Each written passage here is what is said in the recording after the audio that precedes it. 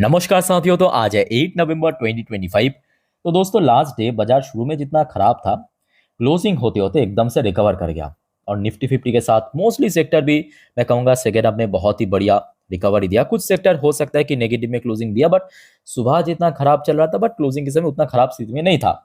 अच्छा दोस्तों, बस याद कीजिए कल रात की 10:30 की वीडियो या 12 बजे की वीडियो जब मैं रिकॉर्ड कर रहा था तब मैं आपको शो किया था कि उस समय पे यूएस मार्केट एक्चुअली बहुत ज्यादा वीक था।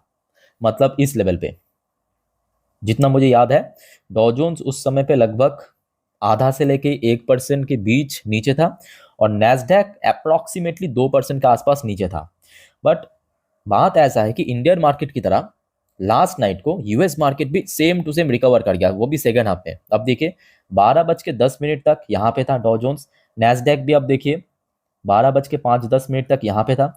उसके बाद देखिए जब रिकवरी शुरू हुआ सेकेंड हाफ में सीधा सीधा रिकवर किया, जबकि मतलब शुरू में 2% नीचे रहने के बावजूद भी नैस्डैक की क्लोजिंग हुआ 0.21%, एक मिनिमम करेक्शन के साथ। सेम चीज आप देखिए डॉ जोन्स में भी देखने को मिल जाएगा। डॉ जोन्स ने इवन ग्रीन में क्लोजिंग दिया, मतलब पॉजिटिव में क्लोजिंग दिया 0.16% ऊपर आके। और जिस वजह से एक्चुअली हमारे जो एक्सजीएक्स निफ्टी या गिफ्ट निफ्टी क्लोजिंग के समय, याद कीजिए कल रात की जब मैं 10:30 की वीडियो, इवन 12 बजे की वीडियो में भी आपको मैं दिखाया था, कितना नीचे था, 25,470-80 की लेवल पे चल रहा था। मतलब लास्ट डे इंडियन मार्केट जहां पे क्लोजिंग दिया उससे भी नीचे। तो उसको अगर हम प्रीमियम के साथ कैलकुलेट करें या एडजस्ट करें तो मतलब एक्चुअली पोजीशन बहुत नीचे था कल रात में। बट क्लोजिंग कहां पे हुआ देखिए, 25,548 पॉइंट पे। मतलब जहां पे लास्ट डे निफ्टी 50 क्लोजिंग दिया उससे तो लगभग 50 पॉइंट के आसपास ऊपर क्लोजिंग हुआ है कि नहीं, 50-60 पॉइंट ऊपर क्लोजिंग हुआ। तो मतलब क्लोजिंग के समय एकदम से पॉजिटिव मोड में आ गया। इवन अगर आप देखेंगे क्रूड ऑयल की प्राइस शुरू में थोड़ा ऊपर पहुंच गया था, उसके बाद देखिए थोड़ा सा स्टेबल पोजीशन पे। इवन लास्ट 5 ट्रेडिंग डेज की अगर हम बात करें, क्रूड ऑयल के अंदर कोई बहुत बड़ा बदलाव नहीं हुआ। और बेस्ट पार्ट यह है कि भारत की करेंसी यानी इंडियन रूपी, उसकी वैल्यूएशन भी पिछले हफ्ते कोई बहुत बड़ा ड्रॉप या बहुत बड़ा गेनिंग देखने को नहीं मिला, काफी हद तक स्टेबल है। यानी अगर हम बात करें टेक्निकल पॉइंट ऑफ व्यू से, कल रात में एक्चुअली मार्केट काफी हद तक बदल गया। मतलब यूएस मार्केट की पॉइंट ऑफ व्यू से मैं कह रहा हूं, सेकेंड हाफ में जैसे ही बदल गया तुरंत हमने क्या देखा, गिफ्ट निफ्टी बदल गया, ऑयल प्राइस स्टेबलाइज हो गया और इंडियन करेंसी की वैल्यूएशन भी एज सच कोई बहुत बड़ा चेंजेस नहीं हुआ। तो टेक्निकल पॉइंट ऑफ व्यू से एकदम परफेक्ट है। अब चलिए साथियों अगले टॉपिक पे। तो यहां तक क्लियर हो चुका है। चलिए, बट उसके पहले साथियों आप सभी को एक छोटा सा रिक्वेस्ट करूंगा आगे बढ़ने से पहले, कि अगर आपने चैनल को अभी तक सब्सक्राइब नहीं किया तो देर किस बात की सर, फटाफट कर लीजिए ऐसी इंफॉर्मेटिव वीडियो हर रोज हर वक्त पाने के लिए। और याद रखना मेरे प्यारे साथियों, क्योंकि परसों बाजार फिर से ओपन होगा, तो कल यानी संडे के दिन मैं आपको अगले हफ्ते के लिए पूरा डिटेल में जानकारी वगैरह सब दे दूंगा। कौन कौन सी इकोनॉमिकल डेटा, कौन कौन सी इवेंट, कौन कौन सी कंपनी अपना रिजल्ट प्रेजेंट करेगा। तो कल एक भी वीडियो छोड़ना नहीं, मिस मत करना बस, ठीक है। और चैनल को प्लीज सब्सक्राइब करके रखिए, एकदम फ्री ऑफ कॉस्ट है। अब आ जाइए मेरे चचवा, कुछ ना कहे ऐसा हो सकता है तो जी नहीं, आज सुबह सुबह आ चुका है खबर। अब न्यूज क्या निकल के आ रहा है देखिए, ट्रम्प से US to boycott G20 in South Africa, repeats allegation about treatment of white farmer. साथियों देखिए, इस साल खत्म होने से पहले मतलब 2025 में ही दिसंबर पे G20 समिट होने वाला था साउथ अफ्रीका पे। अब G20 ये जो ग्रुप है ना, इस पे आपको जो दुनिया की टॉप 20 इकोनॉमी लगभग आपको दिख जाएगा। भारत भी है, चाइना भी है, रशिया भी है, इवन यूएस भी है, साउथ अफ्रीका भी है, ब्राजील है, बहुत सारे ग्रुप है।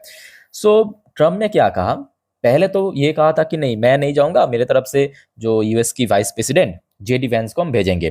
बट इस बार कंप्लीटली इसको बॉयकॉट कर दिया।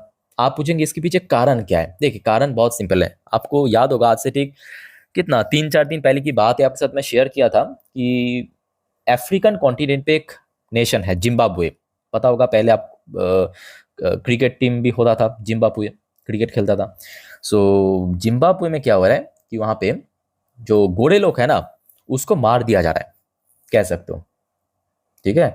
इवन साउथ अफ्रीका में भी ये सब चीज हमें देखने को मिला। और आई थिंक कि आप रिलेट कर पाएंगे कि साउथ अफ्रीकन टीम एक ऐसा टीम है जिसपे आपको गोरे प्लेयर्स भी दिख जाएगा। फॉर एग्जांपल एबी डिविलियर्स, या पहले खेलता था शॉन पुलक, है ना, या काले प्लेयर भी दिख जाएगा। मतलब मैं स्किन टोन की मैं बात कर रहा हूँ, ठीक है। जैसे कि आप उसको देखिए, पहले खेलता था माखेंटेनी, या प्रेजेंटली जो साउथ अफ्रीकन कैप्टन है, क्या नाम उसका, टुम्बा वुबामा ऐसा कुछ नाम है, ठीक है। तो एक्चुअली वहां पे क्या हो रहा है कि जो काले लोग हैं वो गोरे लोग को मार रहा है। तो जिस बेसिस पे एक्चुअली यूएस बॉयकॉट कर रहा है इस बार G20 summit, okay, let's see आगे क्या होता है। अब देखिए यूएस अगर वहां पे जाते थे ना, आई थिंक कि ये थोड़ा सा बेटर तो रहता। अब बॉयकॉट कर रहा है तो कर रहा है, कोई दिक्कत नहीं। अब आ जाइए, एक और रिपोर्ट है। जैसे आपको पता होगा, ये जो टैरिफ वाली केस है, ये अभी तो सुप्रीम कोर्ट में पहुंच चुका है। ऊपर से दिक्कत क्या है कि यूएस इकोनॉमी एक तो बहुत स्ट्रगल कर रहा है और शटडाउन में चल रहा है। तो यूएस सुप्रीम कोर्ट ने क्या कहा ट्रम्प को, मतलब ट्रम्प की जो सरकार है उसको, कि लगभग $4 billion in food aid funding for now. देखिए यूएस में या हर एक देश में ना इमरजेंसी पर्पस एक फंड होता है, इमरजेंसी फंड। तो इमरजेंसी फंड को देश की सरकार चाहे तो कभी भी यूटिलाइज नहीं कर सकते, मतलब यूज नहीं कर सकते उसको, ठीक है। उसके लिए स्पेशल परमिशन चाहिए, किसकी? सुप्रीम कोर्ट की। ऐसे बहुत सारे अप्रूवल चाहिए, भारत में भी है, याद रखना, ठीक है। मतलब मुश्किल वक्त में वो फंड को यूटिलाइज किया जाएगा, यूज किया जाएगा। तो सुप्रीम कोर्ट ने एक्चुअली डोनाल्ड ट्रंप की सरकार को कहा कि आप जो इमरजेंसी फंड रखा है उसमें $4 बिलियन की फंड यूज कर सकते हो। पर्पस क्या है? जो फूड फंडिंग करने के लिए, फूड एड देने के लिए, मतलब जो देश की जनता है उसको जो फूड एड दिया जाता है ना, फूड एड, तो वो देने के लिए आप यूज कर सकते हो। चलो ठीक है, ये तो बढ़िया है। उसके साथ साथ देखिए नेक्स्ट जो अपडेट है, ये मैं कहूँगा बहुत इंपॉर्टेंट है। और यहाँ पे आपको बहुत सारे चीज, आप मैं कहूँगा थोड़ा आप डेप्थ में जाके सोचिए। सिर्फ यहाँ पे सुनना बड़ी बात नहीं है, सोचना इंपॉर्टेंट है। Wedding session boom set to drive Q3 financial 26 growth after festive spending spree. साथियों रिसेंटली देखिए बहुत सारे इंसिडेंट हुआ, बड़े बड़े इंसिडेंट। जैसे कि सबसे पहला इंसिडेंट तो भारत के ऊपर यूएस ने 50% की टैरिफ इंपोज किया। उसके बाद हमने देखा भारत सरकार द्वारा बहुत सारे डिसीजन लिया गया, उनमें से एक बहुत इंपॉर्टेंट डिसीजन था जीएसटी रिफॉर्म करना या जीएसटी कट करना। और उसके बाद परिणाम क्या निकला? हमने देखा नवरात्रि 21 से लेके दिवाली 21 तक, मतलब सितंबर से लेकर अक्टूबर तक, एक महीनों पे रिकॉर्ड सेल हुआ, रिकॉर्ड डिमांड देखने को मिला। अब याद रखना नवंबर की, आज है 8 तारीख, आई थिंक कि नवंबर की हाफ से, मतलब आधा महीने से, ठीक है, वेडिंग सेशन भारत में शुरू हो जाएगा। और यहाँ पे बड़े बड़े एक्सपर्ट या इकोनॉमिस्ट के हिसाब से इस बार ये जो जीएसटी रिफॉर्म है ना, ये बहुत बड़ा एक्स फैक्टर बन सकता है। और ये चीज किसको पता है मालूम है? आप लोगों को मालूम नहीं है। मैं आपको कितने भी समझाने की कोशिश करूं आपको समझ ही नहीं आएगा। आप मतलब मोस्टली रिटेल इन्वेस्टर्स को ये चीज बहुत अच्छे से पता है, एफआईएस को ये चीज बहुत अच्छे से पता है, डीआईएस को ये चीज बहुत अच्छे से पता है, एफपीआई को। What is FPI? Foreign portfolio investors. What is FII? Foreign institutional investors. दोनों में थोड़ा सा अंतर है, याद रखिएगा, ठीक है। और डीआईएस तो पता होगा आपको, डोमेस्टिक इंस्टीट्यूशनल इन्वेस्टर्स। तो इन लोगों को बहुत अच्छे से पता है। और जिस वजह से हमने क्या देखा कि अब अभी जो मार्केट में थोड़ा सा डर का माहौल बनाने की कोशिश किया जा रहा है, ताकि रिटेल इन्वेस्टर्स इस डर की माहौल पे फ्रस्ट्रेटेड होके अपना स्टेक, अपना शेयर बेच के निकल जाए। क्योंकि आप देखिए ये तो एकदम सच है कि पिछले 5 ट्रेडिंग डेज की बात करें और खास करके पिछले 1.5 हफ्तों की बात करें, निफ्टी 50 अगेन लगभग 2 से 2.5% नीचे आ चुका है।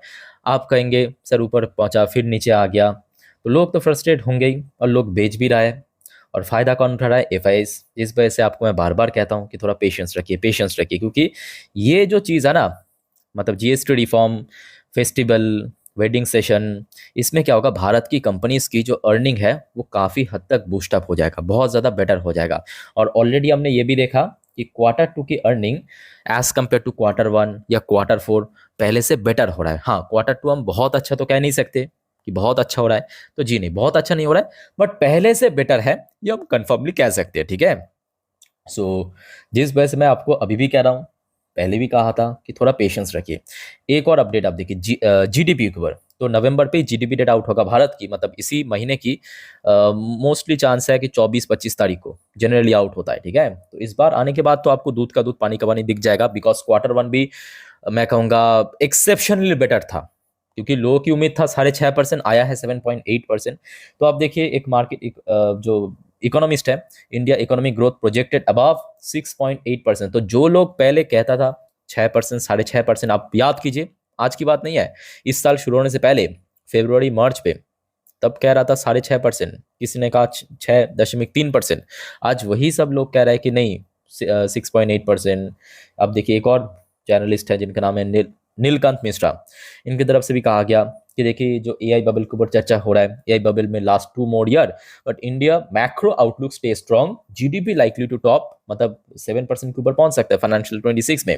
तो इसका साफ सुथरा मतलब यह है कि भारत इकोनॉमिकली काफी बढ़िया काम कर रहा है, काफी स्ट्रांग है, इतना अनसर्टेन माहौल पे भी, इतना ग्लोबल इश्यूज रहने के बावजूद भी भारत की जीडीपी ग्रोथ रेट, इवन मैं कहूंगा सिर्फ जीडीपी की बात नहीं है, भारत की इन्फ्लेशन को आप देखिए मल्टीपल ईयर्स लो पे पहुंच चुका है।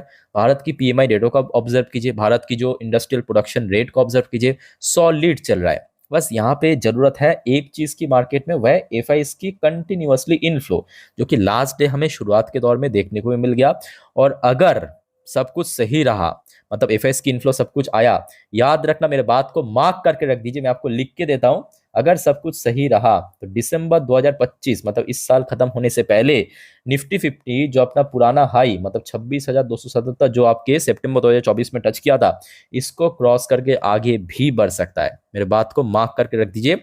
और उस समय पे आज अगर आपने बेच दिया, इतना जबरदस्त रिग्रेशन होगा ना, और वो बहुत ही खराब रिग्रेशन, याद रखिए, मैं खुद की पर्सनल एक्सपीरियंस के थ्रू बता रहा हूं आपको, बहुत ही गंदा रिग्रेशन। तो बस एक ही बात कहूंगा अल्टीमेटली, कि थोड़ा बहुत यहाँ पे पेशेंस रखे, हिम्मत रखे, मैं हूं आपको लिए, टाइम टू टाइम जानकारी दे दूंगा। और ऑलरेडी लास्ट डे भी हमने देखा कि बैंक निफ्टी भी काफी हद तक रिकवर कर गया, ठीक है। सो दोस्तों, अभी तक की जितने भी इंपॉर्टेंट अपडेट था मार्केट से रिलेटेड आपके साथ में शेयर किया। अच्छा, याद रखना एक और बात, कि आज बहुत सारे कंपनी की अर्निंग आउट होगा Q2 की, इवन बहुत सारे और भी न्यूज एंड अपडेट्स है जो आपके साथ में धीरे धीरे करके शेयर करूंगा। सो एक भी अपडेट मिस मत करना। इस वीडियो को वाइंड अप करता हूँ। टेक केयर, बाय बाय, जय हिंद।